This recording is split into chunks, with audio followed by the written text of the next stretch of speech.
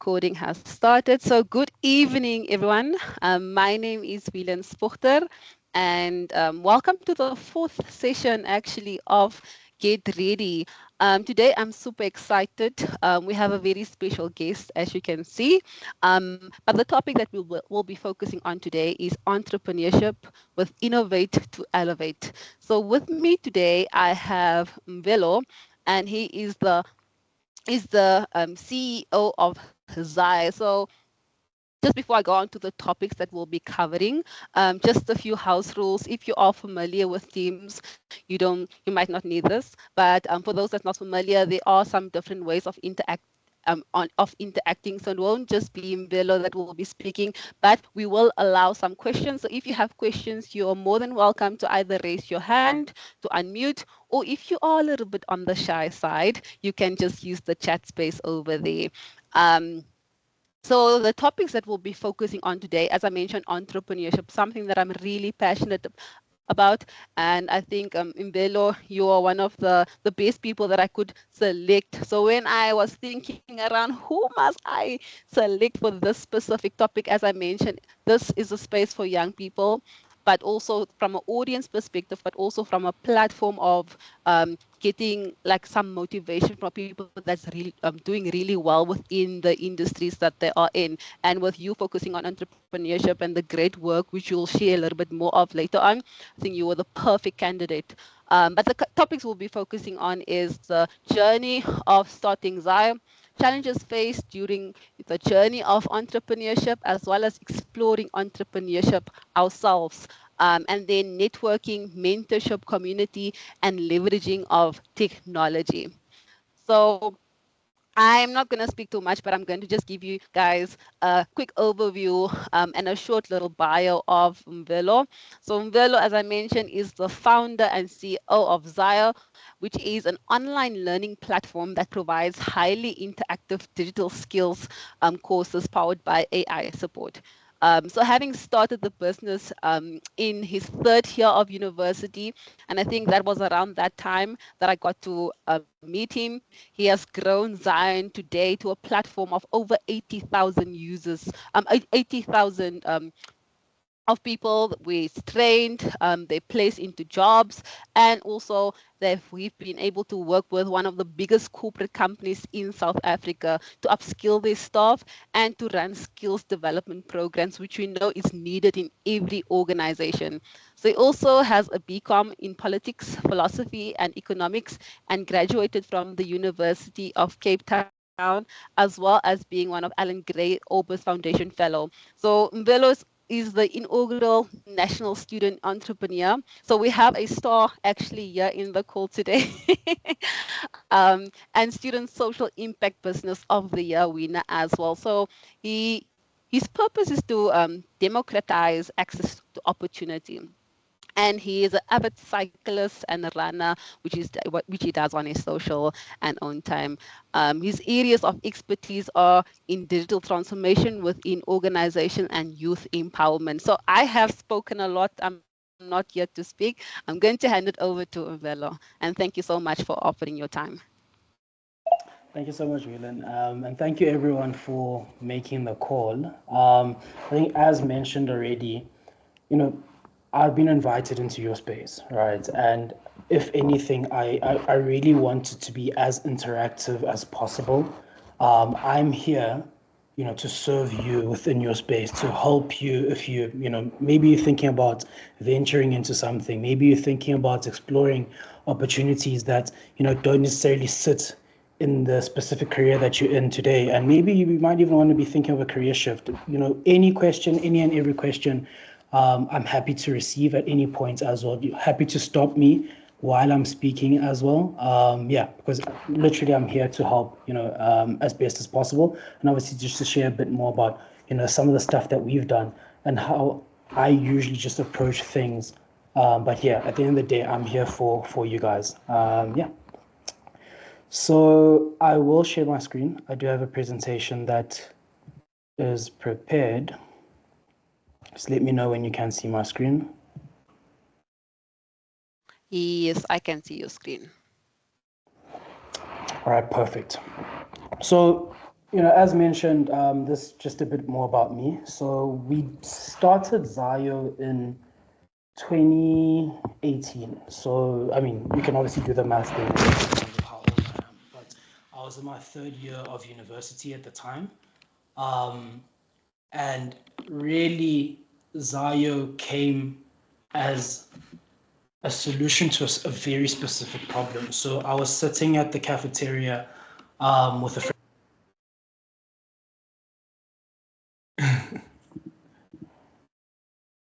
Uh, oops. Yeah. So I was sitting at the cafeteria with a friend of mine. So very smart guy. He himself was actually on the dean's list. He had been on Golden Key, and he had done really well academically. And one of the things that was really an issue for him, because I mean we were about to graduate and everything. He couldn't get a job, so as he was applying to workplaces, they kept asking him, what have you actually built? So he studied a technical degree. What have you actually built outside of your studies? Um, he had no practical experience outside of having these really good marks. So there was really a structural problem around, how are we preparing the youth, or how are youth being prepared within higher education institutions and then being placed in the work world. So that's a universal problem. It's obviously a lot worse when somebody hasn't actually gone to higher education institution. I guess that's really the problem that we sit with primarily in South Africa. And this is a problem that I'm personally passionate about. And through the use of education, is one that I think is the best way that myself and my team are able to really give a solution and a solve to the issue of unemployment. So South Africa has one of the highest unemployment rates in the world. When you look at the youth unemployment specifically, it's extremely worse.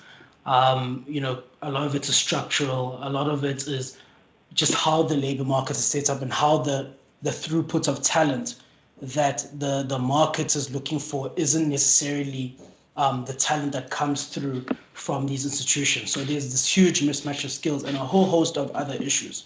So in looking at this problem, we sought to look at how do we make sure that young people are more employable, and moving from where we started, where we were solving for individuals that were studying towards something in the tech space, and then we looked at how do we actually open this pool up to people, I see a hand, who actually had never done anything technical before, and maybe just help them and solve their problem and start with them, to be able to impact a lot more people. Sorry, that hand, you can ask your question. No, I think it's my mom, and she's Oh. saying suggesting no. No, that's fine. All right, perfect. So that's when we created Zayo. So what we were initially doing, and I'm making a point of this specifically, is that at some point we did change the specific way in which the business was making money. But what we were doing initially is we were training individuals, and then we were placing them on projects. So specifically, this was to solve that earlier problem that I mentioned, where youth don't have practical experience, but rather theoretical experience. So our idea was to let's train these individuals, let's put them on projects for real world startups. So we'd go around Cape Town looking for companies that needed websites to be built, that needed applications to be built, and then we would pair up the two. So on the one side, the individual that had gone through our training was able to then gain that practical experience, which would obviously go on their resume as well as their CV. In that process, they were actually able to also earn while working on the projects. And then on the other side, the companies would be able to build their solutions at a much more affordable rate, but also be able to work with talent almost at a less risky, or less of a commitment, as opposed to hiring them full time before they have actually worked with them prior. So the projects were an opportunity for the employers to be able to almost suss out the candidates and then offer them full-term contracts later on. So a lot of people were able to get really good jobs. A lot of people went and and worked at banks. Some people worked at other tech companies. And a lot of people also eventually just started their own businesses. So that's, I guess, the beginning of Zayo. We did start in 2017. Right now, we obviously pursue a very different model where we're focused on training now. So it's one of the larger components as to what we're doing. So the reason why we actually moved more to training as opposed to training people and then placing them on projects and then trying to generate revenue off the projects was, I mean, I'd say it was twofold. So the first we realized was it's a very hands-on approach to manage those projects. So essentially we became a decentralized development house. So a dev house, for those who may not know, is an organization that usually provides tech solutions to companies. So be it a large organization or a small organization, it's almost like an outsourced technical team. So that model requires a lot of moving parts, you managing projects, etc., which was not really what we felt as if was as impactful as possible. We wanted to train people and create a large pool of competent technical developers. That's what we wanted to do. So we then, that informed, though it was one of the reasons why the pivot was informed. The second reason was we actually started looking at the impact that we were doing. So in meeting and speaking to our community, people wanted a more hands-on approach in terms of training. People wanted an approach to training where it wasn't just go out there and actually train, but they wanted us to walk them through the journey. And I think maybe one of the greatest stories that came through all of that is that we had a security guard that went through our platform, trained, and then was placed on a project or program, project post program. And that's really what we wanted to create. We wanted to create more stories like that. Hence, we started focusing more on training.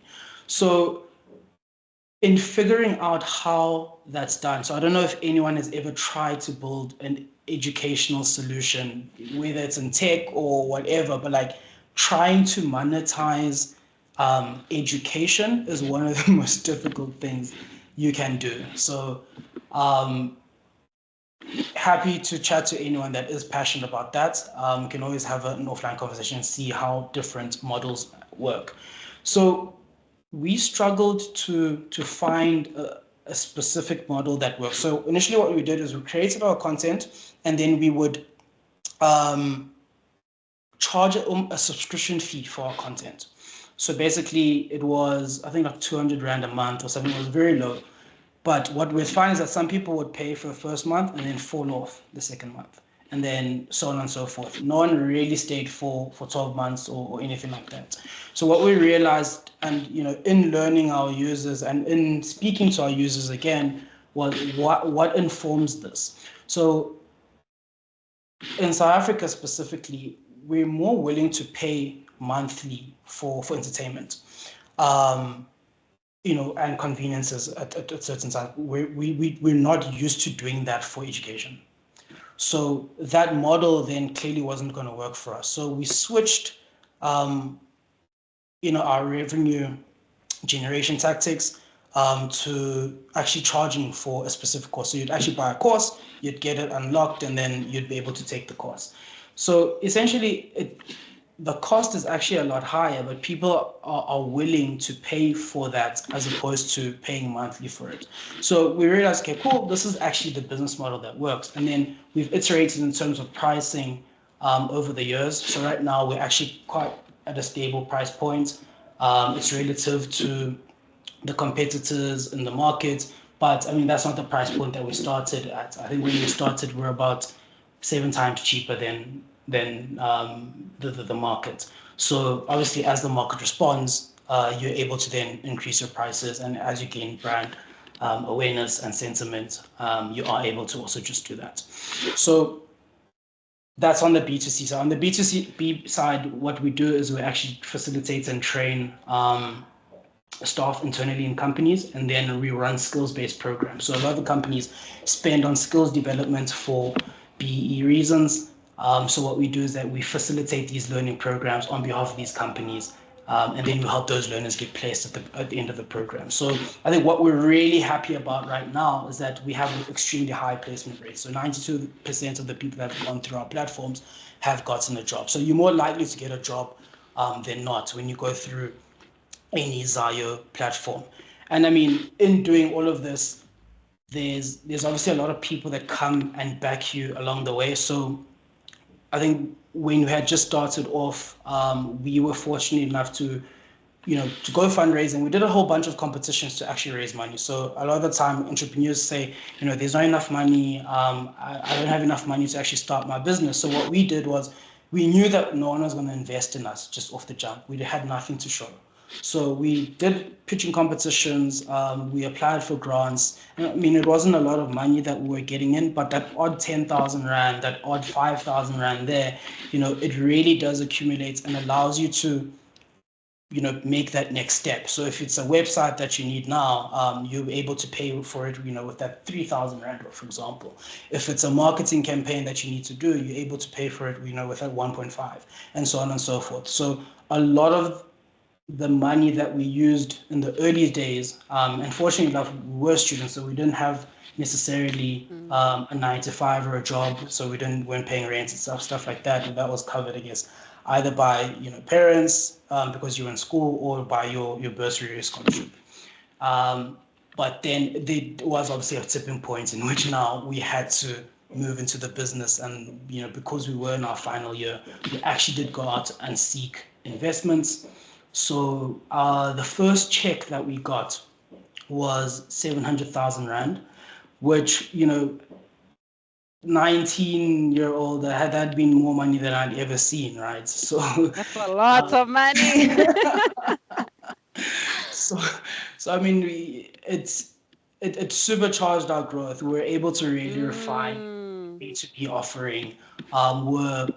We're able to work on the B2C offering a bit more, and we were able to absorb 1 or 2 people that had graduated within our team, and we hired interns, which really helped us to move along. I mean, since then we've attracted funding in other ways. We have gotten other rounds of funding. I think totally now, through different instruments, we've raised about 8 million Rand in total. Which again sounds like a really big number, but it came in stages. I can do a lot with that money. You'd say that, right? But I think one thing that is worth noting is that let's just take 1 million Rand, for example. It actually finishes a lot quicker than you can think of, especially when you're paying salaries, especially when you have invoices to pay, and you have consulting fees because there's something that you don't have expertise in within your organization. So it may look like a large number, but I've seen how quickly that can not disappear, but move along. Your hand is up. I have a question, yes, right? Sure. You mentioned that you guys were students, right? So did you guys ever go into the working field yourself, or was this something after you guys graduated and you guys decided, listen, let's go into this thing full time? Because I know that is where I met you, right? And I think it was through these entrepreneurship pitching contests, because you were at UCT and I was at UWC. Yeah. So we attended these entrepreneurship competitions and events a lot. But after now having your organization that you started with your peers, have you guys gone into, let's say, corporate after, because you studied politics, economics, and or was it straight going into full-time deciding, let's do this? Yeah, so we went full time straight into the business afterwards. That was tricky, I'm not gonna lie, especially during COVID, because at some point all of us actually moved back home because the business just wasn't generating any money that could sustain us. So yes, we didn't go into corporate and get jobs at any point in time, but that doesn't mean that the business was able to afford us throughout that period of time. I think we were fortunate enough to have that support structure to say, okay, cool, just come back home. Yes, you're not making any revenues, or you're not drawing a salary, but staying at home for, let's say, 3 months until we bounce back. And essentially that's what happened. I think COVID was probably, and just post-COVID was probably the most difficult time for us. We weren't drawing salaries at that point in time. So we had to survive also. And I think maybe this is also a good segue into talking about side hustles, because to sustain ourselves, we had to start exploring side hustles as well. But yeah, I think just to really close off the story of Zayo specifically, so I mean, today we have an office in Cape Town. I guess we have a satellite office here in Johannesburg as well. So I'm based in Joburg. We employ on a full-time basis something like 15 people. We have probably over 20 people that work for us part-time. We've trained thousands of people. We've obviously have a really high placement rate. And I mean, we have ambitions to obviously scale our impact. So our goal right now is to be training at least 1,000 people annually. But we obviously have much larger goals that are very strategic to train something about 10,000 people across the continent. So yeah, that's currently where we are. Hopefully that story itself, does spark a bit of questions with anyone, and happy to answer anything. So, I mean, there's obviously challenges as you go through anything, right? So I did mention that initially there was a specific business model that we were pursuing. So when we realized that that model itself didn't work out, we pivoted. So pivoting really is, let's say you're pursuing a specific business model, and then you realize that this business model either will, it's just not sustainable. It won't help you to reach the kind of scale that you're looking for, or, there's other problems that you foresee in pursuing that business model. So you switch your model, and I guess the revenue stream that you're pursuing, to be able to then meet the criteria that you're looking for. So either it generates more money for you, solves a lot of the problems that your previous business model was not solving, etc., etc. So for us, that was basically that point where we switched. Sorry. Yeah. It's the life of a CEO, so we understand. Yeah. So it was that point at which we were generating revenue through through the projects, and then switching that to actually generating revenue from the training. So either charging corporates or individuals that are able to afford the courses. And of course, building as a student is extremely difficult. I know some of the people here on the call, might not necessarily be students, but you're in the working world. So there's always something that is your main thing. So for us, being a student was the main thing. So building on the side is not always easy. So we had to go in and out of lecture halls. You would be, going to a meeting literally just before a test. So your head would just be in a lot of different spaces. You wouldn't really be in the mindset that you needed it to, for the test that you were, writing in the next 5 minutes. We spent a lot of late nights on, middle campus, brainstorming, strategizing, producing work for clients that we had to submit, say on that day, knowing that tomorrow you have to go to a TAT, tomorrow you have to attend this lecture, etc., etc. So it was almost like we were building Zaya part-time. So sometimes you wish that you could pour more energy and time into your hustle, but that for us was one of the biggest barriers. So we had to really work around our schedule to be able to do that. And not having the right resources that you need to effectively execute on your strategy. I mean, that's a really big one. So in any business, the more you try to do, the more you'll probably end up burning money.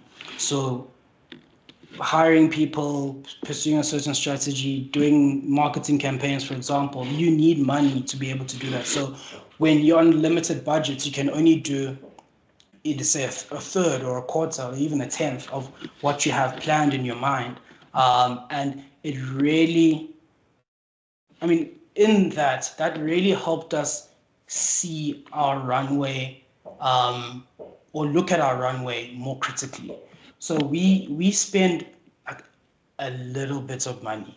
I mean, relative to other startups that I've interacted with, on our day-to-day running, and that muscle for us as a business was trained during that period where we just didn't have any money, we weren't making any revenues. So in terms of cutting costs, always, when we're struggling, if anything, the founder's salaries usually dry up. We know that, right? And then being able to then sustain the business for a little longer. And if anything, if that doesn't change around, you're able to then look at something else. Is this something that we really need to be paying for, etc., etc. So yeah, I think one of the things that also really affected us during that was team dynamics. So we had people that we were working with initially, but the expectation of moving from varsity into this thing full time wasn't something that landed well with everyone. So, I mean, we all come from different households. So one or two of the people that we were working with actually left the team. So one of them they didn't see this going forward for themselves. They obviously took a job, really high paying job, and he's doing really well for himself as well today. And then somebody else just went and pursued a different business altogether, which is also quite fair, right? So those things do happen, and what I would say is have those conversations really early on. Don't wait until that is a really big problem for everyone involved in the team. So one of those conversations specifically, I really learned that deferring a problem doesn't necessarily mean the problem goes away. You really need to sit down with the person and tackle that problem head on. And it's never a situation where it's you versus that person. It's here's the problem. How do we actually come together and create a solution and move forward from this? Yeah, had to learn that really, really early as an individual because we were building a business at the end of the day. And then I guess the last one is really just impact on social life. I know the team. There's a lot of things that they didn't do. We didn't go out as much as our peers could. I think at least two of the individuals from the team's relationships really hit rock bottom because they were sleeping late, they were not paying attention to their partners, etc., etc. I'm not going to really go into all of it, but this journey does actually impact someone's personal life. So yeah. Cool. So I think maybe the theme really that I want to set is that with whatever you really think about, explore it. So do your research, look at who's doing whatever you're doing in your space, read up as much as you can, create and get to this stage as quick as possible. So I know a lot of the time we sit on this research stage as individuals where we have an idea, but we just keep researching. We have reasons as to why we stay there, and then we don't get to the create stage. So the create stage is probably the most exciting phase out of all of this. So build your first version, go to your first company, sell the product, even if you don't have it in your hands, but sell the concept to someone, and that will help you shape the actual product or the actual service that you want to bring out to the world. And then, of course, once that creation phase it is continuous. Once you started with that, you are able to then build on that. So I think maybe in just exploring entrepreneurship, for a lot of people, people want to get into entrepreneurship. A lot of young people have seen entrepreneurship as a way to be financially free, right? So what I would say to anyone that's wanting to do that, start your venture. Literally just start any project that you feel as if you are able to dedicate time and energy to. Use your skills, leverage your interests, as well as your expertise. You've already created a network in your working world. You've created a network in your varsity life. Work with those individuals to be able to actually just get this to the ground running. I mean, as a consequence of doing all of that, you will be able to build new skills, you'll meet new people. And if that itself doesn't work, in the journey, trust me, you will find something that you want to do next. Entrepreneurship is like, it's a very nice game where, you always looking at opportunities, especially when you're in it. So if you see that whatever you're building on there now, you will be looking out for the next thing, and you would have picked up skills in your first attempt that you can then use for your second project.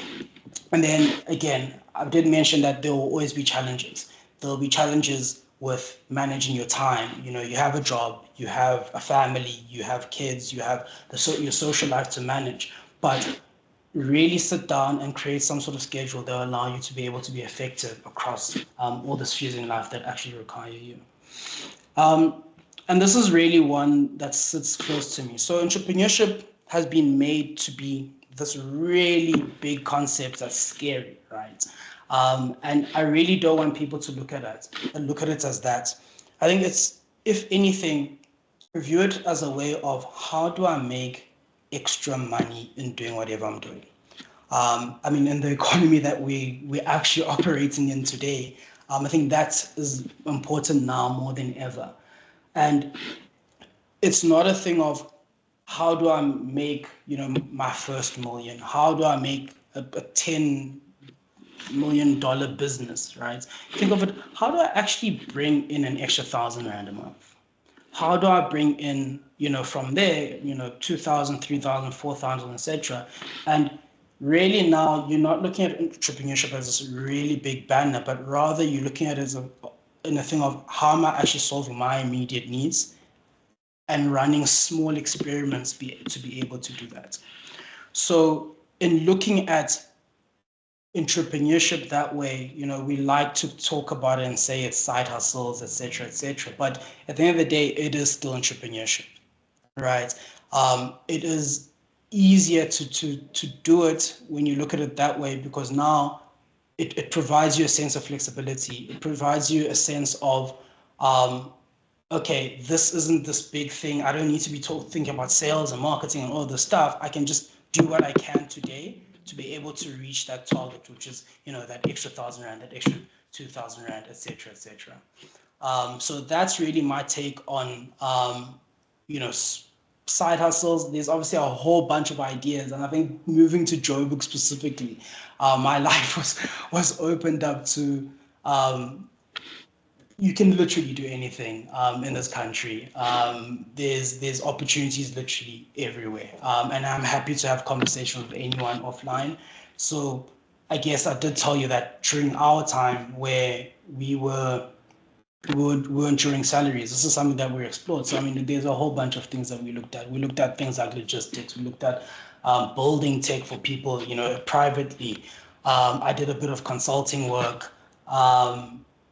And a whole bunch of other things, but using the skills that I had picked up, as well as the interest and, meeting interesting people along the way, to be able to then reach those smaller goals, making 1,000 Rand extra, making 2,000 Rand extra, etc., etc., etc. And I think this is really important when you're a young person and you have the energy to be able to do that, to just put in that extra hour a day to be able to marginally increase your overall income in any given month. So one thing that really accelerates all of this is networking. So when you network, you're able to build your small community of individuals that you lean on, and your small community of people that you tap as well when you want to explore a new opportunity. So your investors, your teammates, your mentors, collaborators, and partners will all come from, putting yourself out there, either in a formal setting where, people are there with the intention of actually networking, or in social settings where, you are taking the time to actually put yourself out there. It's like, hey, my name is Umvelo. I, do this. I, run a tech company that trains people. I know there's this thing in Joburg where people don't like, like when people ask, so what do you do for a living? um, so instead of just waiting for that question, just go out and tell people. I know in certain spaces that might seem like it's a weird thing to do, like at a braai or whatever, but you don't know where your next client will come from. So if you take the time to actually just say, hey, I am so and so, and this is what I'm interested in, you might find someone in that space that can say, hey, I think I'm interested in the same thing too. Do you want to actually like brainstorm over a coffee or something? So put yourself out there. Don't be shy to mention what you do and what your interests are. Almost anywhere and everywhere that you can. Be shameless. So yeah, and then obviously cultivate meaning relationships. So a lot of the time people can see when you want to extract value from them as opposed to, building a worthwhile relationship with them. Especially when now you're looking for partners, within business, investors specifically. It's very rare that somebody just, takes a liking from you and then says, hey, here's 10,000 Rand tomorrow. Or, hey, let's pool our resources and actually build this business. No. So it's almost like a courting process, but obviously with a whole lot less expectations. But yeah, and then just being able to actually hang out with that person, to do different activities, to have calls every now and then, to check in, but be invested in that person's life, especially when you are thinking about that person from a partner perspective in building a business or pursuing an opportunity. And then, of course, attend events, engage people, even on social media. I know a lot of the time now, people do get a lot of referrals as well as businesses. So I've been able to do that as well once or twice. So do leverage that as well. And then, if anything that you remember from this conversation today is this 4-step process. So move away from the desk work. Actually go out into the field. Start small, start big. Start with small goals as well, knowing where you're moving to. So if it's a financial goal, think of 1,000 Rand as opposed to 1,000,000 Rand. Think of how do I sell to 2 people as opposed to having a factory that produces something that sells mass distributes to 1,000,000 people. So think like that, and eventually as you go up the steps, you will get to a point where you're able to service those people. So step 2, which is at the creation phase, build prototype. So if your idea is to have a website that does XYZ, use tool, and you're not a developer, use tools that you can use today. A lot of the time, you can actually do quite a few things on WhatsApp, and you use that as your primary interaction tool with your customers and clients. You have free website builders there. Sometimes you can even use Excel spreadsheets, especially for things that are related to bookings, etc. Do and use what is at your disposal as quickly as possible. Get feedback you need to be able to then move on to the next step, which is to iterate or ideate. So iterate, where now you're getting feedback from your users. Now you're getting feedback from your customers and clients. That will then inform how to actually build your solution. But in the meantime, you're already generating revenue. You're accumulating those resources to be able to then use that to build whatever solution that you're looking for. And then, of course, the last one is scale. Once you've found yourself a repeatable business model, then you throw all your resources, all the ones that you've accumulated, behind that specifically. And of course, what really ties it all together is mentorship and community. Look for mentors, look for people that have gone through the journey itself. You're able to learn something in one sitting that somebody took 10 years to learn.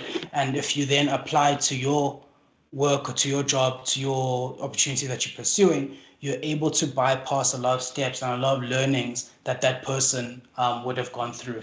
We've had multiple mentors along the journey. And I think the one thing about mentors as well is that a mentor doesn't necessarily need to be lifelong. If there's a specific season in your personal life, in your business life, and they are good for that season, be okay with that. You're able to let them go. You're able to even fire them if, whatever agreement you have with them. But you just know that if it helps you with a specific thing, definitely seek a mentor for that thing. Yeah. And then obviously build a strong community around that, people that you can always lean on. So I know right now you guys are building a community. Whelan has also built this community for you to be able to engage. Speak to individuals. You're all here for a reason. So from a mindset perspective, you guys are all really similar as well. You do want to do better for yourself. You want to get ready, right? So engage with individuals like this in this space, and be able to build that community for yourself. And I think that just the last bit that I want to touch on, we live in the information age, we live in the tech age. With everything that we do, these things help us, or this tech helps us to scale whatever solutions that we're building. So even if you're thinking of selling hair products, look at how do you use and leverage tech to be able to reach more people. And sometimes the tech isn't that complicated, right? I know a lot of the time we're thinking, how do we sell using, an e-commerce website? There's a lot of noise on the internet. There's a lot of apps on the internet. You have things like WhatsApp, right? And then integrating WhatsApp with an AI assistant, you're able to even automate everything and your orders. You can have chatbots speaking to your people. So very simple, rudimentary inputs like WhatsApp, and then obviously something like ChatGPT, which any individual, regardless of background and tech expertise, can actually put together. You can be able to run, quote unquote, a side hustle that requires very little from you from an initial inputs perspective. And then all you'd have to really be doing is packaging your product and then delivering it, or finding ways to deliver it. Even then, that's also an integration way. A delivery company, if integrated with your platform, can actually come and fetch the product from where you stay. So you actually never really have to leave where you are. And of course, there are gig platforms for people that want to outsource their services. So there's Fiverr, there's a whole bunch of others that are out there. Sorry, they just left my mind. But you are able to make extra money working for people overseas, and you don't have to leave your home, and you can just do this after hours, using the beauty of time zones, right? And you're just knocked off work now. In America, it's still the work day, right? So you can actually leverage that to be able to work for an hour or 2 hours a day for a company that's just in a different time zone. And then, of course, leveraging data and cybersecurity. And the reason I put those here as well as cloud, just from a thinking mindset, is that these are skills that people should consider building. There's a huge demand for these skills. Companies are looking for people that are really good with data. Cybersecurity is coming up. People that can work with cloud, or just cloud administration generally. So these are concepts that you might want to read a bit more about. Either pick up the skills yourself or find someone who has those skills, and then you work together. Again, tying it back to networking, and then of course software. I mean, we've touched on this quite a lot already. That's something that is real. It's creating the fabric of our society, really. Cool. So just to really tie it all together, this is the last thing that I really want you to walk away with. So, I mean, opportunity is really, it's all around us. I think, if anything, if you're very clear with your goals, you'll be able to achieve quite a lot. So you need to figure out what makes sense for you, as well as the capacity that you have to be able to reach those goals. But then once you figure that out, do not rest, man. Just go for it. I'm lying. Please rest as much as you can. But because yeah, I mean, yeah, burning out is a thing, but just be very unapologetic about achieving those goals. Have the audacity to knock down doors, to be like, hey, I need you to hear this thing. And again, that for me took a very long time, being a shy individual, etc. But like, you, if you don't move, your business won't move, right? So if you don't put yourself out there, no one's gonna know about you. So be very unapologetic about that, and just literally put everything behind whatever you're looking to pursue to achieve those goals. Yeah. So thank you guys. Yeah, I think now will be a perfect time for questions. Yes, before going to questions, I think you deserve a round of applause. I think that was exceptional feedback, guidance, and great insight that you gave us. And I think also it's very relatable. So even though you were speaking a lot around like you guys are on varsity, I think most of us are in the working field, right? So we still have that passion of wanting to pursue something else and trying to have this balance. Sometimes life gets crazy. You have your social life, you have all those things. But I think the way you have wrapped it up is really relatable, and it's definitely going to give all of us some thought or ways of how we can think of navigating our journey of entrepreneurship. So there are two questions, but before I go to the questions, thank you yet again. I can see the passion. I can hear it in everything that you basically have shared with us. So thank you yet again. And then we have two questions, right? Both coming from France. So the first question is, what are the key strategies for effectively pitching to investors, and how can I, as a budding entrepreneur, identify and communicate unique selling points to capture interest? So that is the first question. Right. So yeah, I think with that one, it really depends on the stage of the life cycle of your business or venture. So at the ideation stage or business stage, I would not seek investor funding before you've actually gotten traction. So by traction, I mean you have users, you have generated a bit of revenue, you've built a product, etc. So in that initial stage, I would go for grant funding. I'd go to a competition. I'd go to pitching competitions as well. That's really good experience because they help you structure your your presentation that you will then later build on for investors. So let's say you have built a bit of traction now. Um, Sell the story in the beginning more than anything. So what is it that you're trying to build? So you're selling your story and you're selling yourself. So you're selling your story in the sense of we're here today. This is the evidence that we have that can show that we can get here tomorrow, right? So that's where your traction then comes into the story.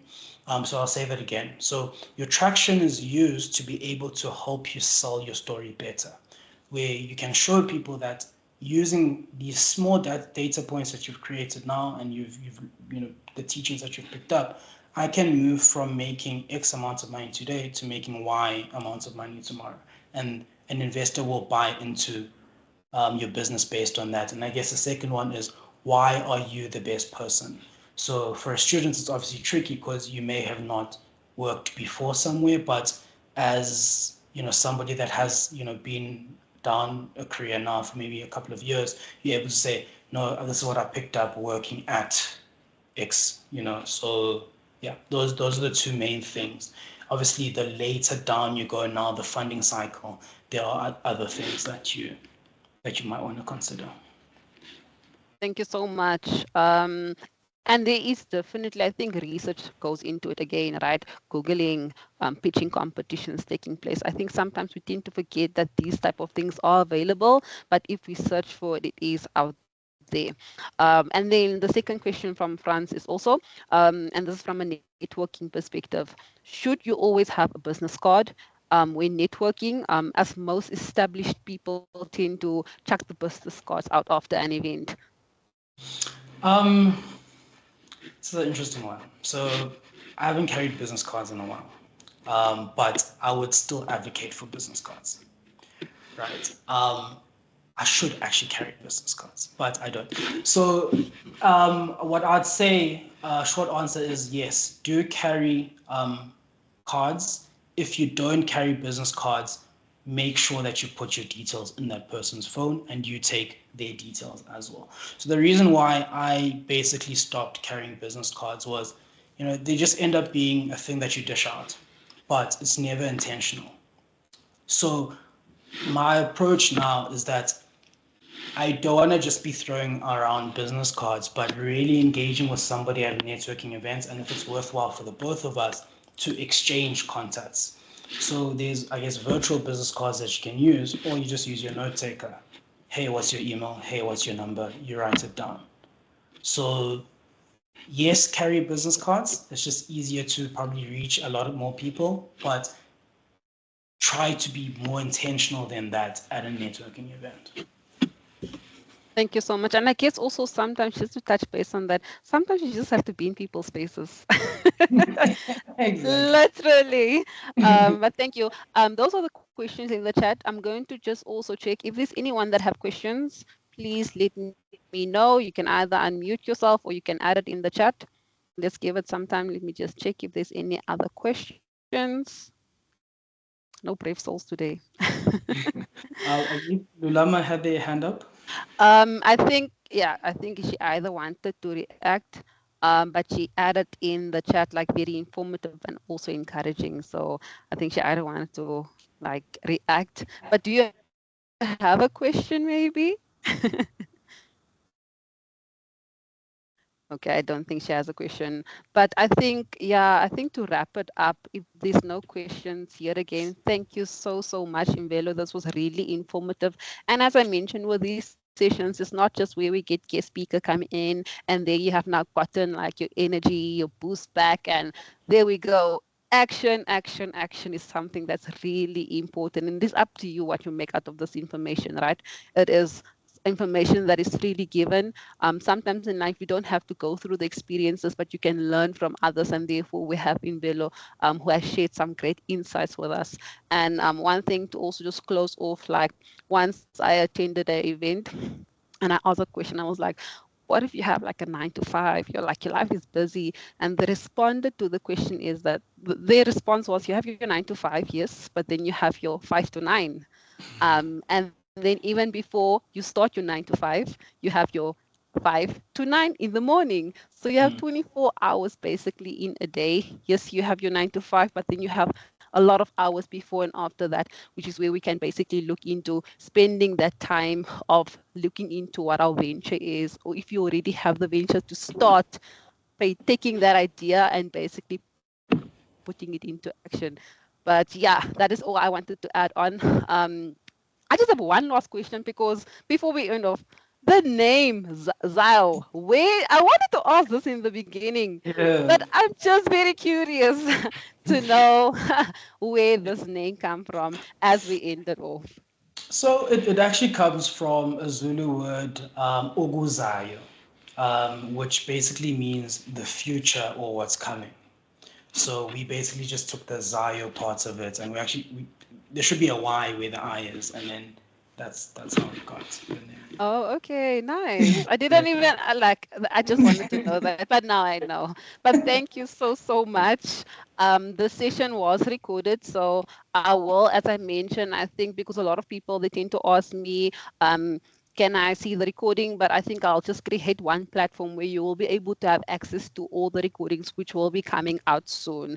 But thank you again, and thanks to everyone that joined. I know this is after your 9 to 5, you putting in that extra effort.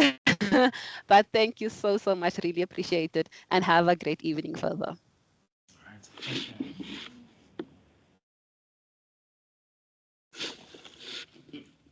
Stop the recording.